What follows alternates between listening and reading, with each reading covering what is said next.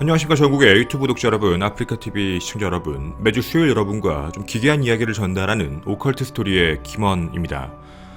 오늘 여러분과 함께 전달하게 될 사건은 일본에서 2018년 11월에 발생한 사건입니다.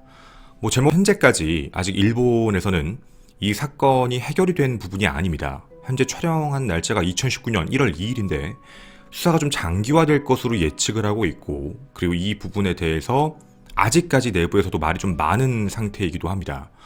오늘 여러분과 함께 이 이야기가 어떻게 해서 진행됐고, 그리고 우리가 지금 갖고 있는 의문점이 뭔지, 도대체 왜 이런 일이 발생했는지를 함께 생각해보는 그런 시간을 좀 가지도록 하겠습니다. 오늘 여러분과 함께 이야기하게 될 장소는 일본 큐슈 지방입니다. 거기에 다카치오 협곡이라고 불리는 곳이 있는데 굉장히 경치가 좋아서 사람들 사이에서도 되게 유명한 관광지입니다. 그 마을에는 12,000명 정도가 살고 있다고 알려져 있고요. 하지만 이 아름다운 장소가 지금 현재는 가장 미스테리한 장소로 바뀌게 되었습니다. 2018년 11월 26일 월요일 아침 10시 20분이었습니다. 미야자키현 타카치오에 사는 아버지 72세 이요시 야스오가 연락이 되지 않는다. 어머니도 연락이 되지 않는다. 바로 이분들이셨습니다. 연락이 되지 않는다라고 걱정하면서 셋째 아들이 경찰에 신고를 하게 됩니다. 여기서 끝나지가 않았습니다. 지금 또 집에는 아버지 어머니만 사시는 게 아니고 저희 형도 살아요. 둘째죠. 둘째 형도 거기에 살고 있고, 또 둘째 형의 와이프분도 당연히 살고 계시고, 그리고 이들 사이에 같이 있는 아이들, 자식까지 같이 살고 있습니다. 총 6명이 함께 살고 있는 집인 거죠. 그런데 연락이 지금 되지 않습니다 라고 이야기가 된 겁니다. 그 누구도 연락을 받지 않는다. 물론 경찰은 처음에 신고를 받고 그냥 대수롭지 않게 생각을 했던 겁니다. 그냥 잠깐 가볼게요, 방문 한번 해보겠습니다 라고만 이야기를 하고 바로 당일이었습니다. 전화를 끊고 40분 뒤였던 2018년 11월 26일 월요일 아침 11시 현장에 방문을 하게 됩니다. 바로 그 집이 이 집입니다. 보시는 바와 같이 경찰차를 타고 집 안으로 가깝게 올라가고 있었습니다. 그리고 집 현관에 서서 문을 두드리며 안에 계신가요? 라는 질문을 던졌지만 안에 그 누구도 답을 하지 않는 상황이었습니다. 사람들이 다 집을 비웠나? 월요일인데? 뭔가 좀 이상하다라는 생각에 옆에 담을 넘어 살짝 안쪽을 살펴봤는데요. 거기서 뭔가 끔찍하고 참혹한 모습의 시신 한 구를 맞이하게 됩니다. 집 앞에 있는 마당에 한 구의 시신이었는데 형태를 알아볼 수 없는 여성의 시신이었습니다. 여성의 시신 첫 번째라고 하겠습니다. 확인해 본 결과 날카로운 도구로 목이 잘린 채 확인이 됐습니다. 일단 보통의 사건이 아니다라고 직감을 했던 거죠. 마당에 그런 일이 있었으니까 집 안에는 어떤 일이 있을까? 총 6명이 살고 있는 집인데 말입니다. 조심스럽게 경찰은 집 안으로 들어가게 됩니다. 근데 그 집은 이미 조용하고 싸늘한 기운이 맴돌고 있었습니다.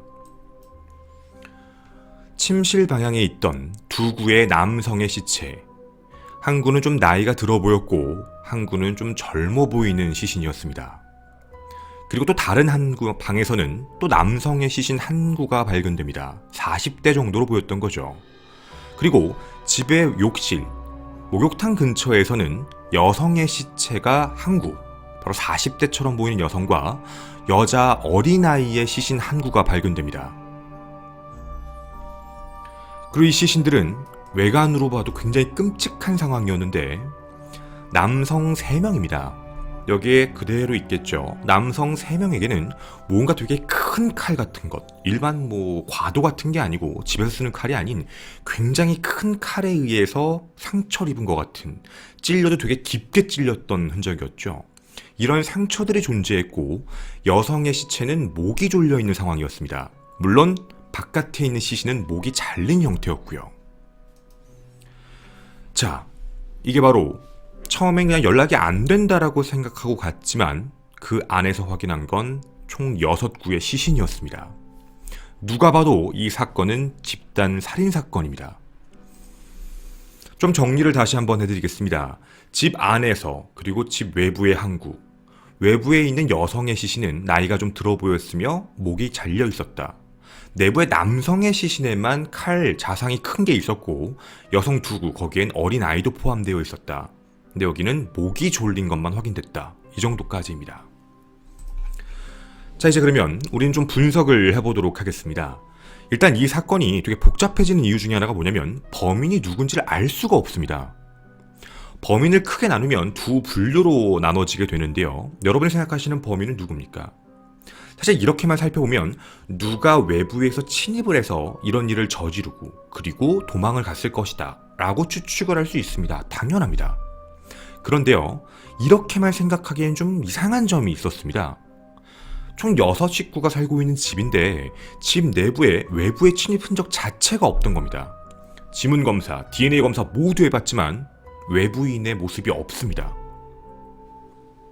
그럼 방법이 뭐밖에 없을까요? 대부분 집단 살인 사건 같은 경우엔 이제 사망하신 분들 사이에 범인이 있는 경우도 있습니다. 즉, 이런 끔찍한 일을 벌이고 자살을 할 수 있는 사람, 이런 경우도 있는 거죠. 그러니까 일단 경우의 수는 두 가지로 분류가 됩니다. 이 6구의 시체 안에서 발생된 일일 수도 있다. 혹은 정말 제3자가 그랬을 수 있는데 DNA나 아니면 족적이나 뭐 다른 별다른 증거를 남기지 않는 사람이다. 이렇게 나뉘는 거죠. 더불어 면식의 관계와 비면식의 관계로 나뉘기도 하는 부분인데 비면식범은 어렵습니다. 만약 비면식범이었다면 이 모든 증거를 다 지우고 사라져야 됩니다. 내 집도 컸고 그리고 외부에 좀 끔찍한 시신도 있었고 쉬운 부분은 아니었다라는 거죠.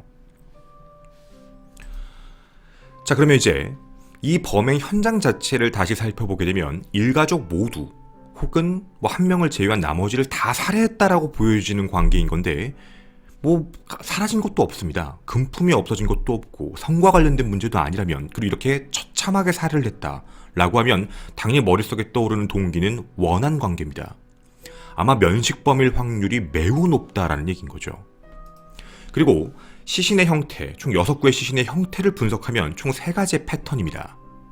그대로 잘린 상처가 나오는 게 셋, 그리고 목을 자르는 치명상이 1구, 그리고 목을 졸라 살해한 게 2구.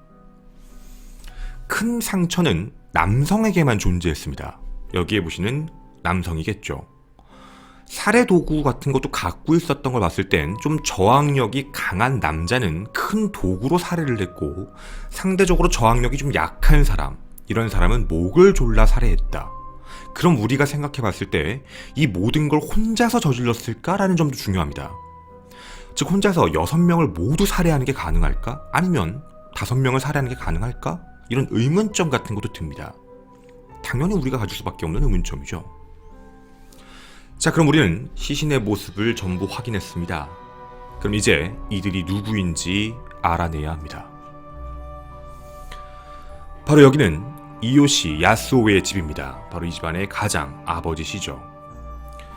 야스오는 72세, 농업과 임업을 맡고 있습니다. 그 옆에 계신 분이 이제 아내 미요코입니다. 66세. 그리고 여기 있는 사람이 차남, 둘째 아들이죠. 함께 살고 있는 이름 마사오. 그리고 이제 차남의 부인 41세 미키코.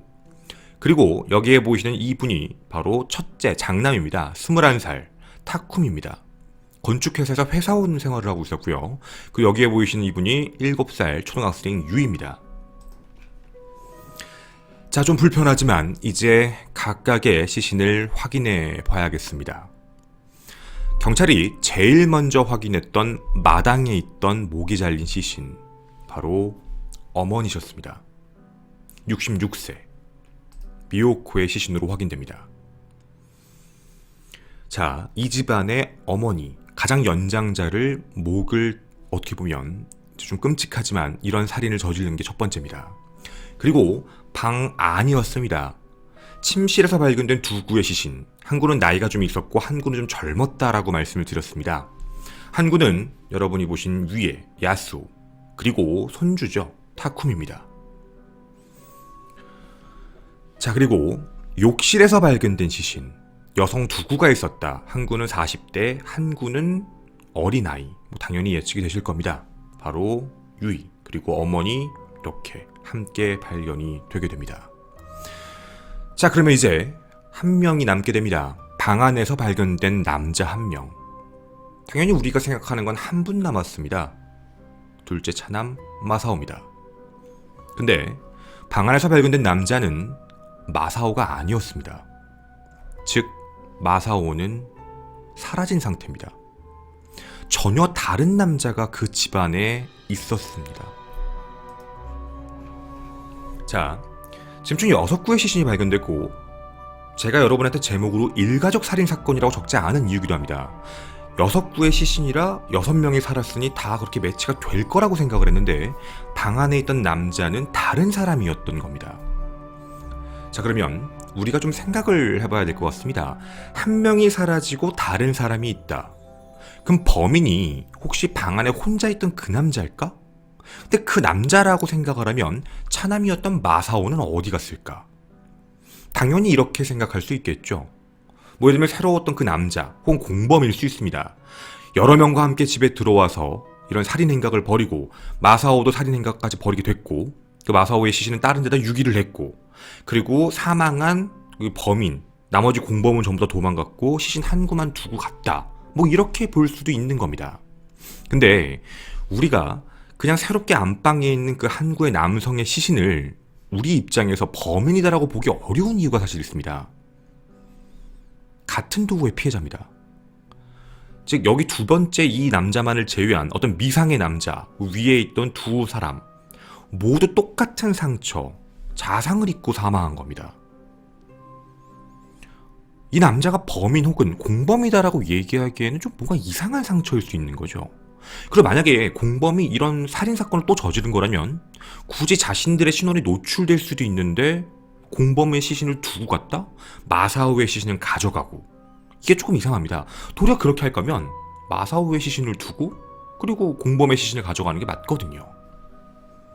아마 여기 있는 남자는 아닐 가능성이 높지 않을까라는 부분입니다. 그럼 우리는 궁금한 게 이겁니다. 여기에 남아있던 남자는 누구고 마사오는 어디 갔을까에 대한 문제죠. 그리고 이런 끔찍한 일을 저지른 사람이 누구일까입니다. 신원이 확인됩니다. 경찰에 실종 신고가 하나 들어오게 됐는데요. 바로 이런 전화가 하나 오게 됩니다. 나는 마츠오카의 아버지다. 내 아들 마츠오카가 25일 밤에 한 집에 갔다.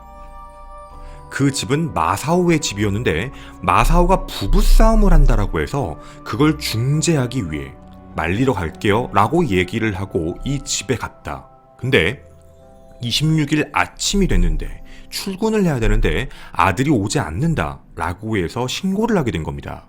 그리고 그 신원을 조회를 해봤는데 집안에서 발견된 시신은 마츠오카였습니다. 마츠오카는 마시오의 친구입니다. 지인 관계였던 거죠. 그럼 뭔가 또 상황이 이상해집니다. 중재하러 가겠습니다 라고 하고 갔던 사람이 시신으로 발견됐고 집안에 그렇게 혼자 남아있는 상태였습니다. 마사오만 사라지고요. 즉 공범도 아닌 겁니다. 경찰들은 제일 중요하게 판단한 게 마사오의 신원과 위치입니다. 주변과 그 탐문 조사를 시작을 하게 되는데 마사오가 발견됩니다. 마사오가 발견된 건 바로 근처에 있는 한 마트에 차가 주차된 게 확인되면서였습니다. 한 가지 다리였는데 이 다리 밑에서 투신 자살한 걸로 확인이 됩니다. 그렇게 시신을 수습하게 됩니다. 즉 사망한 상태로 확인이 됐던 겁니다. 즉 이 사건은 총 7명이 사망했습니다. 근데 이 7명 중에 한 명은 자살. CCTV를 분석해본 결과 그 마트에 마사오가 직접 차를 대고 그리고 나서 투신 자살한 걸로 보이는 상황입니다. 같이 온 사람은 아무도 없었던 거죠. 당연히 이렇게 되면 다들 의심하는 부분이 하나밖에 없습니다. 그러면 마사오가 여기 있는 모든 사람을 죽인 뒤에 자기도 투신 자살을 한 건가? 라는 바로 그 문제입니다. 자, 그럼 지금부터 당시의 행적과 왜 이런 일을 벌였을까에 대한 의문점을 확인해 봐야 됩니다. 제3자가 없고 모두 이 안에서 사망한 거라면 피해자와 피의자 전부 사망한 상태입니다. 자, 당시 집에서 어떤 일이 있었는지 행적을 확인해 보도록 하겠습니다. 24일, 25일이었습니다. 2018년 11월 24일은 여기에 보시는 두 부부 그리고 막내딸 유이까지 총 3식구가 함께 사원 여행을 떠납니다. 회사 여행이었던 거죠. 1박 2일이었고 25일날 집으로 돌아오게 됩니다. 25일 오후 3시에 집에 도착을 했었고 도착해서도 한 이야기가 그거였습니다. 너무 재밌었고 즐거웠다. 그러니까 둘은 싸운 것도 아니었고 되게 화기애애했던 분위기였죠. 근데 25일 밤에 아까 말씀드렸던 마츠오카, 시신으로 발견된 친구, 나 중재하러 갈게. 왜냐면 이 둘이 싸운다라고 해서 말리러 갔던 겁니다. 그리고 실종된 거죠. 26일 아침 모두 결근한 상태로 확인됐고 10시 20분 아버지가 연락이 안 된다 해서 셋째가 전화를 한 뒤 경찰이 방문하고 이 사건이 확인된 겁니다. 자, 그러면 둘 사이에 큰 문제가 없어 보였는데 왜 갑자기 이런 일이 발생했을까? 정말 마사오가 범인이면 말입니다. 자, 당시에 어떤 일이 있었는지를 조금 얘기해 봐야 될 것 같습니다. 당시 주변 지인들의 말에 따르면 굉장히 둘 사이가 좋지 않았다라는 이야기가 나오기 시작을 합니다. 어떤 얘기냐면 차남이 불륜을 저질렀다. 차남뿐만 아닙니다. 여기 있는 와이프도, 아내도 불륜설이 있습니다. 양쪽 다 불륜이 있습니다. 되게 이상하게 얘기가 나오는 부분 중에 하나인데요. 둘 사이에는 약간 서로 감시하고 의심하는 분위기가 있었다라고 합니다. 마사오는 뭐 젊은 여자와 좀 뭔가 불륜이 있다 라는 이야기가 있었고, 아내는 왜 싸웠냐면 아내가 사실 이혼한 상태였습니다. 그러니까 재혼을 했던 건데 이렇게 이해해 주시면 좋겠습니다. 첫째 아들이 바로 차남의 전 부인과 낳은 아들입니다. 유이는 지금 이 둘이서 결혼하고 난 딸이고요. 그래서 둘이 나이 차이가 좀 많이 나는 겁니다. 21살과 7살. 자, 그러면 일단 여기 있던 둘째 차남이 계속 의심을 했던 건 전 남편과 연락을 한다, 전 남편을 만난다, 이런 문제였던 겁니다. 근데 이게 거짓말로 나온 건 아니라 어느 정도 납득이 갈 만한 그런 일들이 있었습니다. 뭐 서로 연락을 하고 봤다, 밥을 먹었다, 이런 정도의 정보가 나오기 시작을 한 거죠. 각각의 지인들이 다 증언을 한 부분입니다. 이전에도 둘 사이에 싸움이 커지면 회사의 동료들, 친구, 지인들이 와서 항상 말리고 이야기를 했다라고 합니다. 결혼 재혼을 약 10년 정도 하고 10년 정도의 결혼 생활이 왔었는데 되게 자주 다투는 일들이 좀 있었다라고 이야기를 하게 됩니다. 더불어 둘째는, 차남은 이런 문제 때문에 약간의 피해망상 증상이 조금 있었다고 합니다. 뭔가 불안감이었던 거죠. 언제든 떠날 수 있다, 이런 두려움과 불안감 때문에 병원 치료를 받은 기록까지 확인이 됩니다.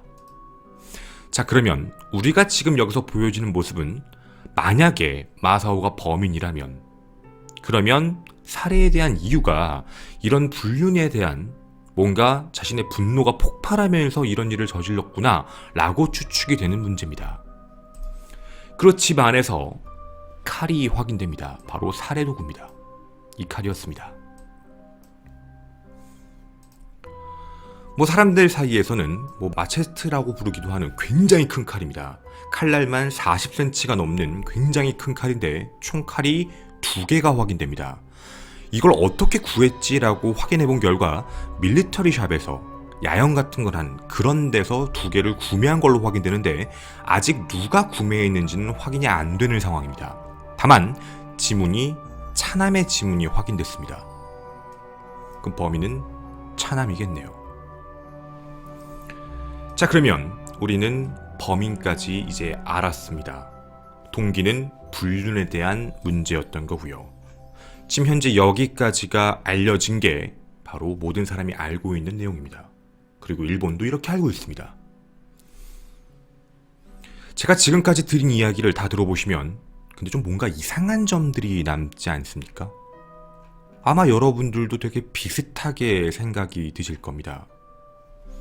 일단 첫 번째입니다. 차남은 누구에게 가장 분노했을까요? 자신의 아내입니다. 근데 자신의 아내랑 말다툼이 있다 싸웠다라고 보기엔 좀 뭔가 이상한 점이 있습니다. 아내를 칼로 찌른 게 아닙니다. 아내는 목을 졸라 죽였습니다. 어쩌면 자기가 가장 분노해야 될 게 아내인데 자신의 어머니를 칼로 목을 쳤습니다. 살해의 분노 방식이 좀 다르죠. 왜 어머니를 목을 쳤을까? 가장 바깥 마당에서 발견된 시신이었습니다. 이게 일단 첫 번째 말이 안 맞습니다. 그리고 두 번째 이상한 게 뭐냐면 자신이 정말 아끼는 막내딸입니다. 막내딸까지 굳이 죽였어야 될 필요가 있을까? 그리고 자신의 친자식까지 죽였습니다. 자신의 아버지까지 죽였고요. 상황에 대해서 조금 판단을 해보자면 내부에서 외부로 나가다고 보는 게 가장 적합할 것 같습니다. 외부에 있는 어머니를 먼저 이렇게 살해를 하고 안에 들어가서 했다라고 보기에는요. 그리고 당시의 사건 현장 상황을 보게 되면 두 분은 보시는 바와 같이 안방에서 확인됩니다. 안방에는 아버지와 어머니만 주무셔야 되는 장소인데 손주가 그 방 안에서 발견됐다라는 부분은 아마도 집안에서 소음이 있었다는 겁니다. 그래서 아마 할아버지한테 무슨 이상한 소리가 들리니까 거기에 손주가 따라 들어왔고 그 안에서 살해된 것으로 보여지는 게 맞는 거죠. 그러면 이들은 깨있던 상황에서 발생된 겁니다. 잠을 자고 있다 이런 일이 발생된 게 아니죠. 그럼 살인을 어떻게 저질렀을까요? 그것도 혼자서 6명입니다. 자신의 친구까지 와 있는 상황인데 여기서 살인을 저질렀다라는 게 가능한지에 대한 의문인 거죠. 내부에서부터라고 판단을 해본다면 자신의 아내나 자신의 딸부터 먼저 살해를 했다? 그리고 외부에 칼을 들고 나가서 남자들을 다 죽였다. 되게 뭔가 앞뒤가 안 맞고 혼자서 이 모든 일들을 할 수 있을까에 대한 의문점인 겁니다. 사람들 사이에선 이런 이야기가 나옵니다. 친구였던 마츠오카가 공범이 아닐까? 혹은 마츠오카가 어떻게 보면 약간 불륜이라든가 치정관계가 껴있던 게 아닐까라는 추측까지 들어가고 있지만 그 부분은 사실과 다른 부분으로 확인됩니다. 친구였던 마츠오카는 곧 결혼할 입장이었으며 굉장히 회사에서 성실한 걸로 알려져 있었고 당일에도 아무렇지 않게 도와주러 갔던 겁니다. 그리고 이들 사이에서는 따로 별다른 연락이나 이런 혐의점이 아예 없던 상황이었던 거죠. 자, 그럼 마사오가 범인이라는 전제하에 마사오는 그 전부터 죽일 계획을 했었을까요? 이게 세 번째 의문점입니다. 칼을 예전부터 준비하고 있었고 자신의 언제든지 시간을 보고 있다가 그 칼 2개를 주문해서 그 칼로 살인을 저질렀다. 이 칼이 굉장히 끔찍하게 확인된 이유도 뭐였냐면 하나의 칼은 안방 다다미에 꼽혀 있었습니다. 즉 안에서 2구의 시신을 훼손한 뒤, 찌른 뒤 그 칼을 꼽아놓고 나온 거죠. 그리고 나머지 한 칼도 들고 나온 겁니다. 혈액 반응을 확인해 본 결과 2개의 칼로 3명을 살해했고 자신의 친구, 아버지, 아들 그리고 외부에 있는 어머니는 다른 칼로 살해한 걸로 확인이 됩니다. 그럼 이 모든 게 다 준비된 상태에서 움직였던 걸까? 그럼 그 전부터 죽여야겠다고 마음을 먹었다면 분노 폭발형 범죄는 또 아닌 거죠. 사람들은 또 이제 이렇게 얘기합니다. 마사오가 범인이 아닌 게 아닐까? 모든 게 조작된 게 아닐까? 다만 마사오가 범인이라고 느끼는 이유 중에 하나는 혼자서 마트에 가서 차를 끌고 간 거 확인됐고 그 이후에 따라온 사람이 아무도 없다는 점, 그것 때문에 단독 범행이라고 보고 있고 지문이 남아있는 점, 집안에서의 흔적이 당연히 외부의 사람은 없는 점, 이런 걸 들어서 현재 일본 경찰도 차남이 범인이라고 생각은 하고 있습니다. 하지만 범인이다라고는 말을 못하고 있는 상황인 거죠. 자, 그러면 우리가 지금 전개해드린 이 모든 내용을 들었을 때 궁금점은 나머지가 하나밖에 안 남습니다. 정말 범인이 맞을까요? 그리고 범인이 맞다면 도대체 왜 그리고 어떻게 일가족을 전부 살해했을까요? 여러분들에게 안내해드린 현재 일본의 가장 미스테리한 사건 중에 한 가지입니다. 이 사건에 대한 결과가 나오면 여러분에게 다시 한번 그 사건 그 위에서 안내해드리도록 하겠습니다. 저는 오컬트 스토리의 김원이었습니다. 감사합니다.